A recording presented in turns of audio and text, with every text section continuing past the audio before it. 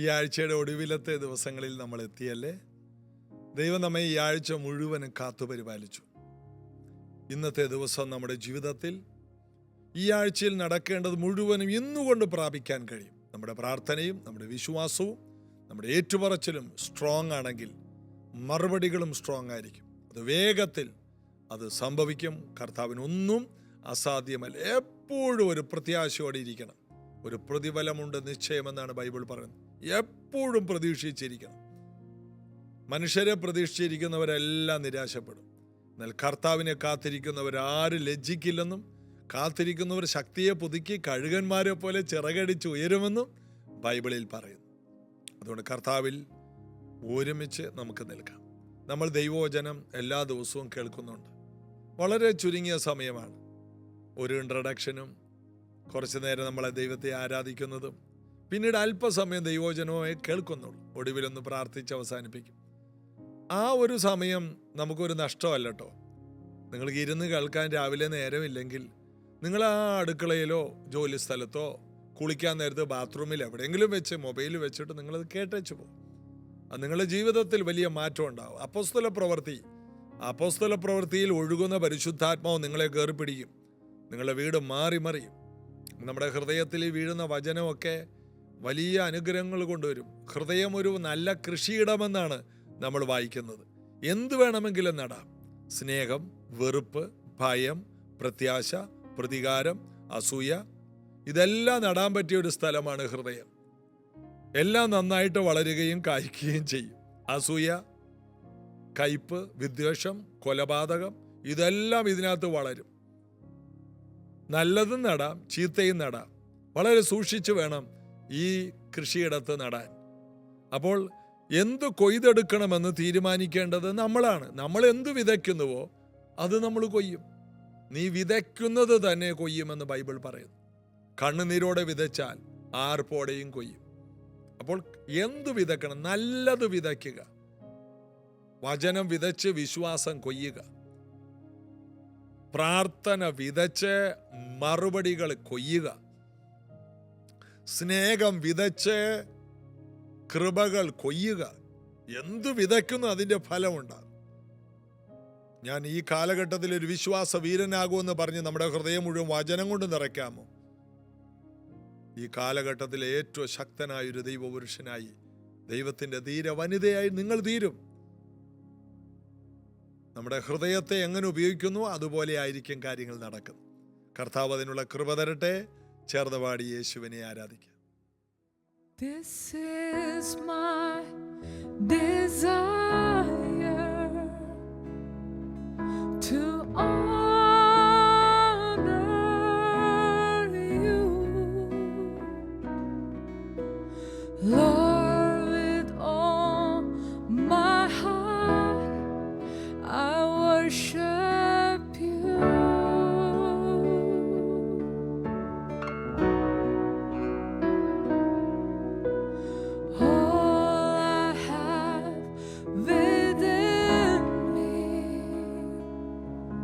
I give you praise.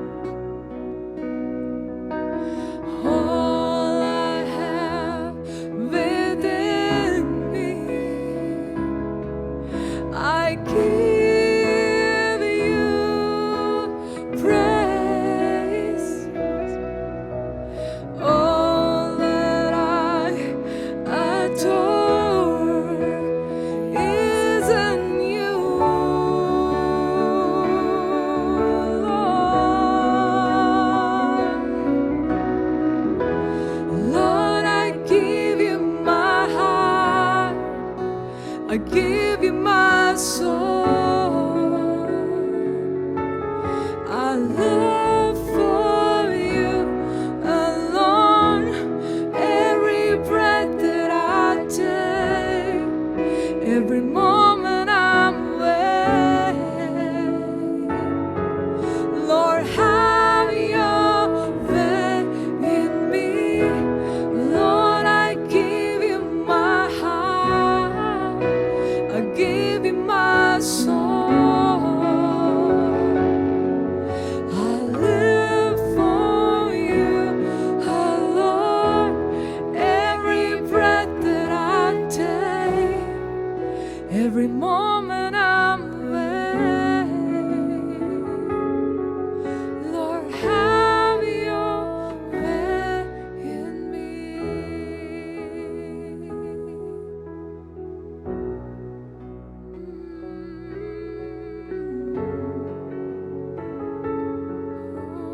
Have your way in me, Jesus.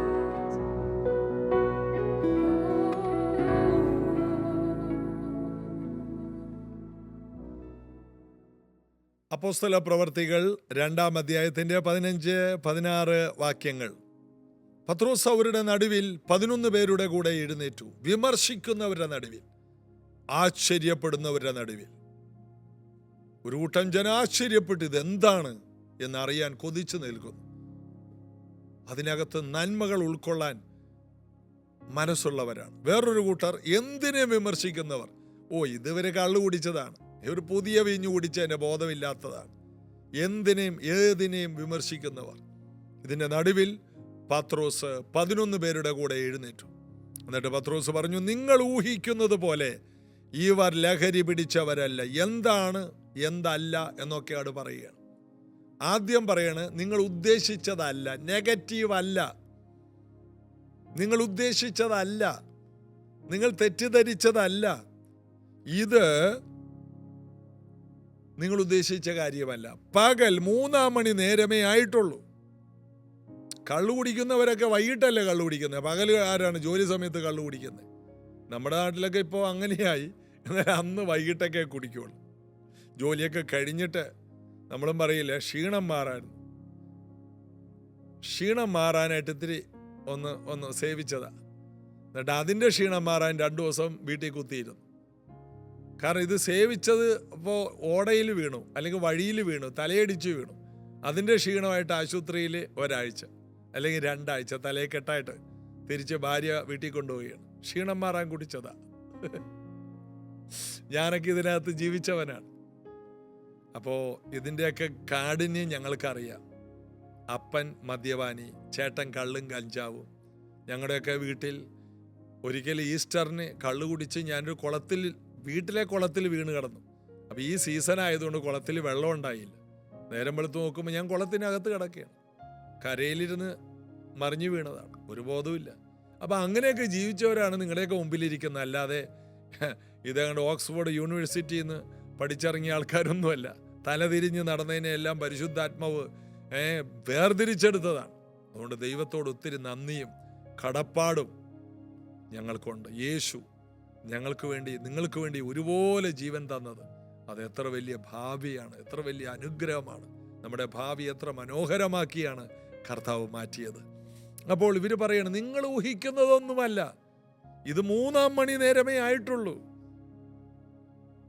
അപ്പോൾ ആ നെഗറ്റീവിനെ പത്രോസ് അതങ്ങനെ അല്ലെന്ന് തിരുത്തുകയാണ്. അടുത്തത്, ഇത് യോവേൽ പ്രവാചകൻ മുഖാന്തരം അരുളി ചെയ്താണ്, ഇത് ദൈവവചനമാണ്.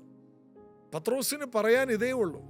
1-ാം അധ്യായത്തിൽ പത്രോസ് എഴുന്നേറ്റ് 120 പേരോട് അല്ലെങ്കിൽ 119 പേരോട് പ്രസംഗിച്ചു, യൂദ ഒഴിഞ്ഞു പോയ സ്ഥലത്ത്.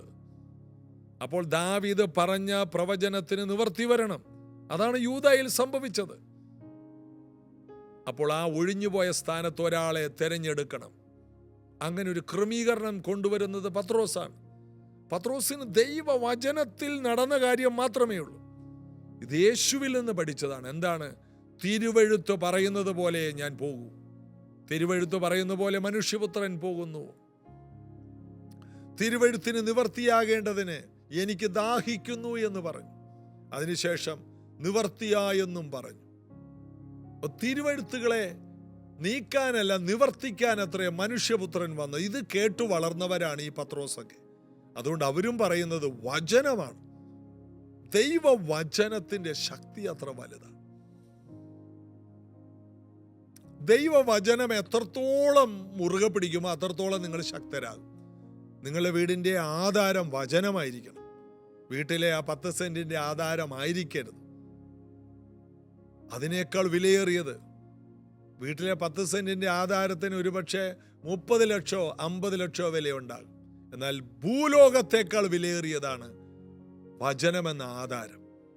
അപ്പോൾ അതുകൊണ്ട് ആ പല ദൈവദാസന്മാർ പ്രസംഗത്തിൽ പറയുന്നത്, അതിനാധാരമായി ഒരു വാക്യം ഞാൻ വായിക്കുന്നു. എല്ലാത്തിനും ഒരു ആധാരമുണ്ട്, എല്ലാത്തിനും എടുത്തു പറയാനായിട്ട് ഒരു അടിത്തറയുണ്ട്. അതുകൊണ്ട് എൻ്റെ വചനം കേട്ട് പ്രമാണിക്കുന്നവൻ ആഴെ കുഴിച്ച് പാറമേൽ അടിസ്ഥാനമിട്ട് വീട് പണിയുന്ന ബുദ്ധിയുള്ള മനുഷ്യനെന്ന്. കാറ്റടിച്ചു, പേമാരി പെയ്തു, നദികൾ പൊങ്ങി, എന്നാൽ പാറമേൽ അടിസ്ഥാനമിട്ട് പണിത വീട് വീണില്ലെന്ന്. വചനമില്ലാത്തവൻ മണലിൽ വീട് പണിത ബുദ്ധിയില്ലാത്ത മനുഷ്യൻ. കാറ്റടിച്ചു, പേമാരി പെയ്തു, നദികൾ പൊങ്ങിയ വീട് വീണു. അതിൻ്റെ വീഴ്ച ഭയങ്കരമായിരുന്നു. മൊത്തം പോയി, എല്ലാം ഒഴുകിപ്പോയി, ഒലിച്ചുപോയി. അങ്ങനെ വീട് അവിടെ ഉണ്ടായൊന്നും അറിയും. എന്നാൽ ഈ വീട് അനങ്ങിയില്ല. ഈ വെള്ളപ്പൊക്കത്തിലൊന്നും ഈ വീട് കുലുങ്ങിയില്ല.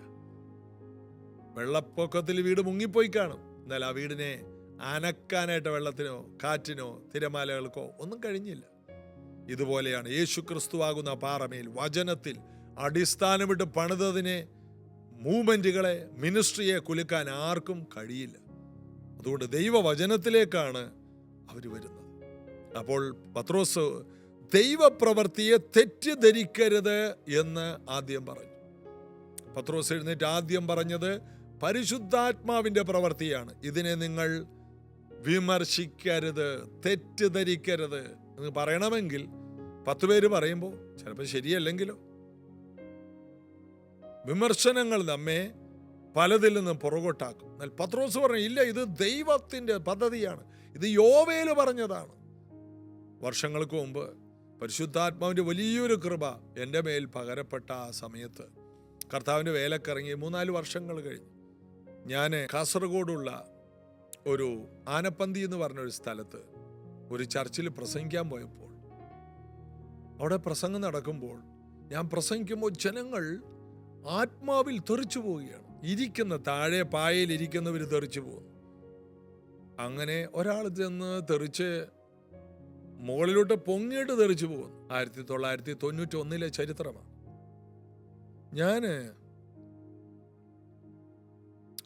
ഇതിപ്പോൾ 2-3 ദിവസം ഞാൻ ആ ചർച്ചിലുണ്ട്. ആദ്യത്തെ ദിവസം സംഭവിച്ചു. 2-ാം ദിവസം ഉറങ്ങിക്കിടക്കുന്ന ഒരു കൊച്ചിൻ്റെ കയ്യിൽ ഒരു സ്ത്രീ അങ്ങനെ തെറിച്ച് വീണു. ഉടനെ ആ കൊച്ചിൻ്റെ അമ്മ വലിയ വഴക്കുണ്ടാക്കി, അവരുടെ വീട്ടുകാർ വഴക്കുണ്ടാക്കി. അയ്യോ, ഇത് ദൈവത്തിൻ്റെതല്ല, ഇത് പിശാചാണ് ഇങ്ങനെ വീഴുന്നത്. കാരണം ദൈവശക്തി വന്നിട്ട് കരണ്ടടിക്കുകയാണ്. ആ വലിയ ദൈവപ്രവൃത്തി. അന്ന് ഞാൻ രാത്രി പ്രാർത്ഥിച്ച്, കർത്താവേ എനിക്കിത് വേണ്ട എന്ന് പറഞ്ഞു. എന്നാൽ ഇന്നും 30-ലധികം വർഷമായിട്ട് ഞാൻ കാത്തിരിക്കുകയാണ്, കർത്താവേ എനിക്കത് വേണം. അപ്പോഴേക്കും വൈകിപ്പോയി. എന്താ കാര്യം? ഒരിക്കൽ തന്നതാണ്. എനിക്ക് തിരുവെഴുത്തറിയില്ലായിരുന്നു. പരിശുദ്ധാത്മാവ് വന്നു കഴിഞ്ഞാൽ പരിമിതികളില്ല. കാറ്റടിക്കും, കൊടുങ്കാറ്റുണ്ടാകും, മുഴക്കമുണ്ടാകും. വയലന്റ് വിൻഡ് എന്നാണ് വായിച്ചത്. എല്ലാവരെയും നിറയ്ക്കും. പരിശുദ്ധാത്മാവിന് എന്തും ചെയ്യാൻ കഴിയും. പരിശുദ്ധാത്മാവിന് പരിമിതി വെക്കുന്ന സഭകൾ ഇതുപോലൊരു മണ്ടത്തരം. അങ്ങനെ ആരാധിക്കാവൂ, ഇങ്ങനെ ആരാധിക്കാവൂ, അനങ്ങാൻ പാടില്ല, കാല് പൊങ്ങാൻ പാടില്ല. ചിലപ്പോൾ നമ്മൾ ദൈവശക്തി വരുമ്പോൾ തലയിൽ കിടക്കുന്ന ഷോള് തെറിച്ചു പോവും. ഉടനെ അത് പൈശാചികമാണ്. ഷോള് തെറിച്ചു പോയില്ലേ?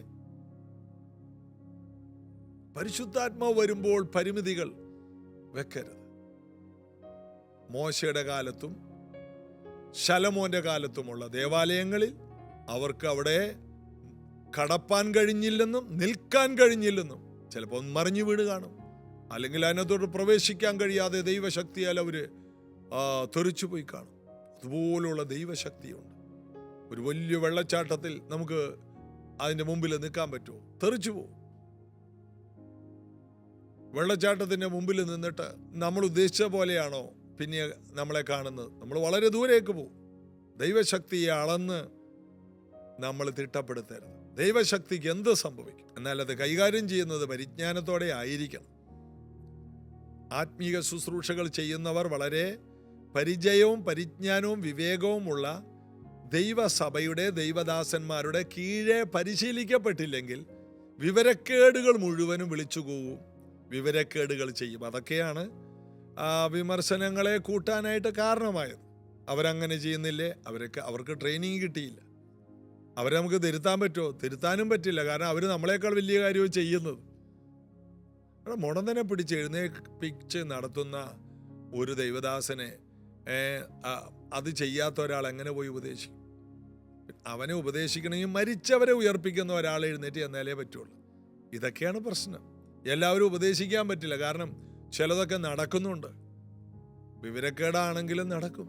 എന്നാൽ പരിജ്ഞാനത്തോടെ കാര്യങ്ങൾ ചെയ്യാൻ ഓരോ രാജ്യങ്ങളിൽ പരിശുദ്ധാത്മാവിൽ ജനങ്ങൾ വീഴുമ്പോൾ ഉടനെ ഒരു ചെറിയ ഒരു ബെഡ്ഷീറ്റ് കൊണ്ടുവന്ന് അവരെ ധരിപ്പിക്കാറുണ്ട്. നല്ല വോളണ്ടിയേഴ്സ് ഉണ്ട്. വീഴുന്നവരെ പിടിക്കുന്ന മെത്തേഡുകളുണ്ട്. അപ്പോൾ ദൈവശക്തി വന്ന് തെറിച്ചു പോകുമ്പോൾ എങ്ങനെ പിടിക്കണം, അതിനുള്ള ട്രെയിനിങ് ഒക്കെ ഞങ്ങൾക്ക് ലഭിച്ചിട്ടുണ്ട്. അതെങ്ങനെ പിടിക്കണം, അതൊക്കെ ദൈവശക്തിയാണ്. ഉടനെ അത് പിശാചാണ് എന്നൊക്കെ പറഞ്ഞ് പരിശുദ്ധാത്മാവിനെ ദുഃഖിപ്പിച്ച ഒത്തിരി ഒത്തിരി ഒത്തിരി ദുഃഖത്തിൻ്റെ കഥകൾ നമ്മുടെ കേരളത്തിലുണ്ട്. അതെല്ലാം ഏറ്റുപറയണം. എല്ലാവരും ചേർന്ന് ഏറ്റുപറഞ്ഞ പരിശുദ്ധാത്മാവേ, അങ്ങേ തെറ്റിദ്ധരിച്ച് വിമർശിച്ചതിനെ ഏറ്റുപറയുന്നു. ആ ഉണർവിനെ വീണ്ടും മടക്കി തരണമേ. കേരളത്തിൽ ഉളവായി വന്ന എല്ലാ ശുശ്രൂഷകളും വീണ്ടും തിരിച്ചു വരട്ടെ. പെന്തക്കോസ് വീണ്ടും ആവർത്തിക്കപ്പെടട്ടെ. വീണ്ടും കേരളത്തിൽ പെന്തക്കോസ് ആവർത്തിക്കപ്പെടട്ടെ. യേശുവിൻ നാമത്തിൽ ആമേൻ. ഏറ്റുപറയണം. നമ്മുടെ പിതാക്കന്മാരും നമ്മുടെ സമൂഹവും ചർച്ചിലുള്ളവരും നമ്മളൊക്കെ വിമർശിച്ചതെല്ലാം ഏറ്റുപറയണം. പരിശുദ്ധാത്മാവിനെതിരെ സംസാരിച്ചത്, ദൈവദാസന്മാർക്കെതിരെ സംസാരിച്ചത് ക്ഷമ ചോദിക്കണം. ആ ദൈവദാസന്മാരെ കണ്ടാൽ പറയണം, ഞാൻ വിമർശിച്ചിട്ടു. ക്ഷമ ചോദിക്കണം. കർത്താവിൻ്റെ കൃപയിൽ നിൽക്കണം. സ്തോത്രം. അപ്പോൾ ഒന്ന്, ദൈവപ്രവൃത്തിയെ തെറ്റിദ്ധരിക്കരുത്. രണ്ട്, ദൈവത്തിൻ്റെ സമയം മാറില്ല. ഇത് യോവേല് പറഞ്ഞതാണ്. യോവേല് പറഞ്ഞതാണെങ്കിൽ അത് നടക്കും. ആ പ്രവാചകൻ പറഞ്ഞതുപോലെ നടക്കും. ദൈവത്തിൻ്റെ സമയം മാറില്ല. പത്രോസിന് പറയാനുള്ളത്, ദൈവത്തിൻ്റെ പ്ലാനുകളും സമയവും മാറില്ല. പ്രവചനങ്ങൾ മാറില്ല. വാഗ്ദത്തങ്ങൾ മാറില്ല. അന്ത്യകാലത്ത് സകല ജഡത്തിന്മേലും ഞാൻ ആത്മാവിനെ പകരും. എല്ലാവരും നിറയുകയാണ്. എല്ലാവരും ആത്മാവിൽ വരികയാണ്. ഏലിയാവിൻ്റെ കാലത്ത്, ഏലീശയുടെ കാലത്ത് പോലെ ഒന്നോ രണ്ടോ പേരല്ല, എല്ലാവരുടെ മേലും. കൂടുതൽ ഒന്നിച്ച് അഭിഷേകത്താൽ നിറഞ്ഞത് മോശയുടെ കൂടെയുള്ള 70 പേരാണ്. എന്നാൽ അത് കഴിഞ്ഞപ്പോൾ ഇതാ 120 പേര്, പിന്നെ 3000 പേര്, പിന്നെ 5000 പേര്. കൂടി വരുന്നവരെല്ലാം, അപ്പോസ്തലന്മാർ കൈവെക്കുന്നവരെല്ലാം പരിശുദ്ധാത്മാവിൽ നിറയുകയാണ്. പരിശുദ്ധാത്മാവിൻ്റെ അളവറ്റ കവിഞ്ഞൊഴുക്കിനെ വിമർശിക്കരുത്. ആരും വിമർശിക്കരുത്. അടുത്തത്, ദൈവത്തിൻ്റെ വാഗ്ദത്തങ്ങളെല്ലാം പൂർത്തിയാവും. ദൈവത്തിൻ്റെ സമയം തെറ്റില്ല. ദൈവത്തിൻ്റെ വാഗ്ദത്തങ്ങളെല്ലാം ഉവ്വ് ഉവ്വ്. ദൈവത്തിൻ്റെ വാഗ്ദത്തം എത്രയുണ്ടോ അതിനെല്ലാം ഉവ്വ് ഉവ്വ് എന്ന് ദൈവം പറയുന്നു. അതിന് നമ്മൾ ആമേൻ ആമേൻ എന്ന് പറയണം. അങ്ങനെ പറയാനുള്ള കൃപ തരട്ടെ യേശു. അതിന് നമ്മെ സഹായിക്കട്ടെ. നമ്മളെപ്പോഴും ദൈവത്തിൻ്റെ പക്ഷമായിരിക്കണം. നമ്മളെപ്പോഴും ദൈവത്തിൻ്റെ കൂടെ നിൽക്കണം. നമ്മളെപ്പോഴും പോസിറ്റീവായി കാണണം. ബൈബിളിന് അനുകൂലമായി നിൽക്കണം. യേശുവിൻ്റെ കൂടെ നിൽക്കണം. പരിശുദ്ധാത്മാവിൻ്റെ കൂടെ നിൽക്കണം. ഒരു ദൈവദാസന് തെറ്റ് വന്നാലും തെറ്റുകൾ ദൈവദാസന്മാർക്കും ഉണ്ടാവും. എങ്കിലും പരിശുദ്ധാത്മാവ് തെറ്റില്ലെന്ന് പറഞ്ഞ് പരിശുദ്ധാത്മാവിൻ്റെ കൂടെ നിൽക്കണം. വിമർശിക്കുന്നവരുടെ കൂടെ നിന്ന് ചിരിക്കരുത്. അതെല്ലാം അപകടങ്ങളായി മാറും. ഒരിക്കലും അങ്ങനെ ഉണ്ടാകരുത്. എപ്പോഴും പരിശുദ്ധാത്മാവിന് അനുകൂലമായി, വചനത്തിന് അനുകൂലമായി, യേശുവിൻ്റെ മാർഗത്തിന് അനുകൂലമായി എപ്പോഴും അനുകൂലവാദിയായിട്ട് നിൽക്കണം. കർത്താവ് അങ്ങനെയുള്ളവരെ ഉയർത്തും, മാനിക്കും.